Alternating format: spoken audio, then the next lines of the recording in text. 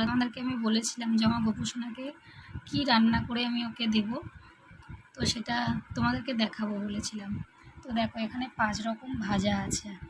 এখানে আছে আলু ভাজা, এই যে বরবটি ভাজা আছে, এখানে আছে কুমড়ো ভাজা, এখানে আছে বেগুন ভাজা, আর এখানে আছে ভেন্ডি ভাজা, সঙ্গে আছে এখানে ভাতটা বুঝতেই পারছো আমি ওকে অলরেডি খাইয়ে দিয়েছিলাম, দেরি হয়ে গেছে, ওকে খাইয়ে দিয়ে তারপরে আমি তোমাদেরকে দেখাই, তো ওই জন্য করে ওখানে ভাতটা রয়ে গেছে। তো এখানে আছে মুগের ডাল, এখানে আছে পনিরের তরকারি, পায়েস আছে, চাটনি আছে, মিষ্টি আছে, আর ও একটু চকলেট খেতে ভালোবাসে তাই ওর বাবা একটু চকলেট এনে দিয়েছে। তো দেখো ভালো লাগলে আমাকে কমেন্টে জানাবে।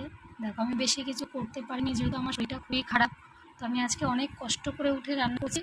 যে দেখো মায়ের মন বুঝতেই পারছো যে না দিতে পারলে খারাপ লাগবে না, নিজে কিছু খেতে পারবো না, তো সেই কারণে আজকে অনেক কষ্ট করে উঠে আমি রান্না করেছি। তো তোমরা কেমন হয়েছে আমাকে একটু কমেন্টে জানাবে।